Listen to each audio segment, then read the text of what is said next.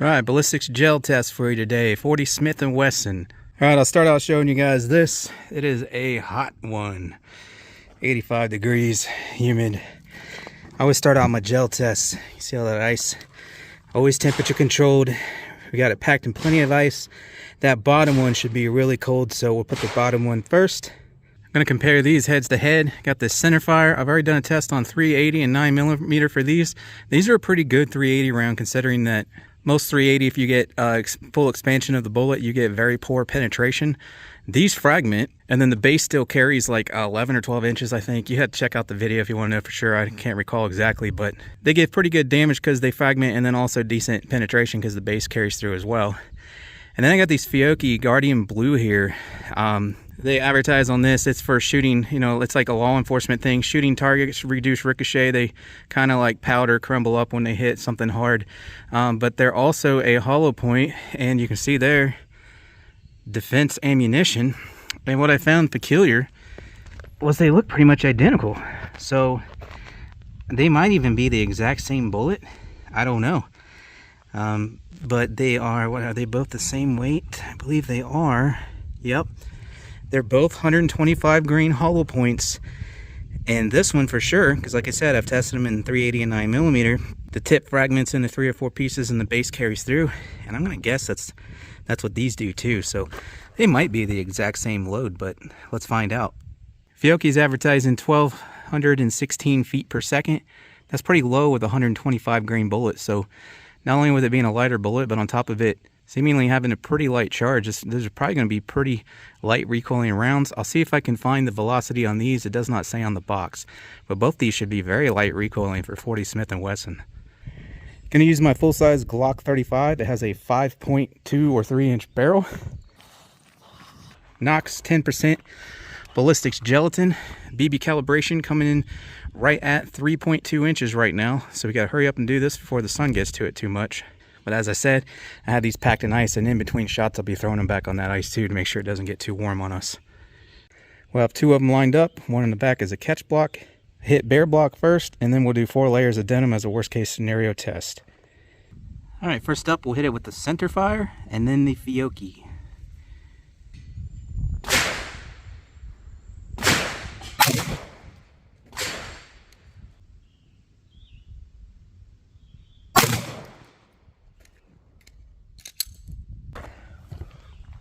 All right, sorry in advance if you hear me panting. It's hot and I'm rushing around before this block gets too hot. So, Sinterfire, Fiocchi.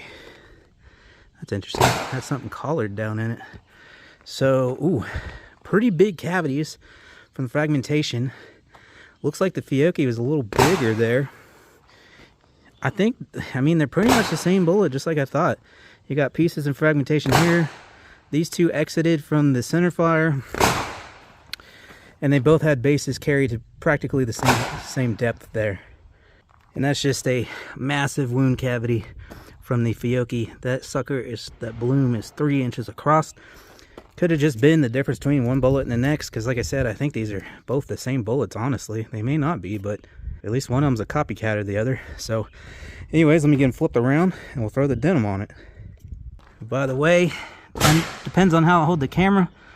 The Sinterfire, we got 15.5. On the Fiocchi, just like a millimeter shy of 16.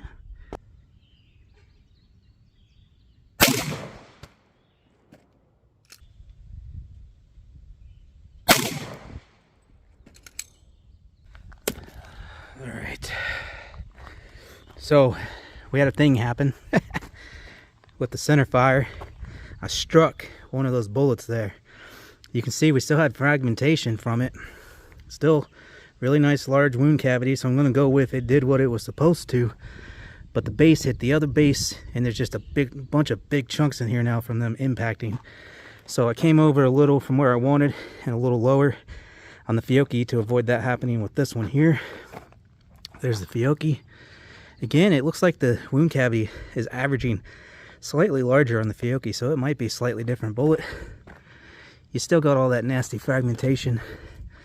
Right there's the bullet, so it did not penetrate as far through the denim, but that is about These blocks are 12 inches, so that's sitting right at about 13.5, guys. So still met the FBI standard through the denim, and those cavities are just insane.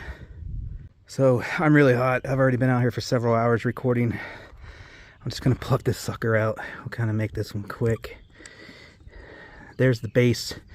Again, both were practically identical, other than the fact that the Fiocchi seemed to average a larger wound cavity, but fragmentation pieces went about the same.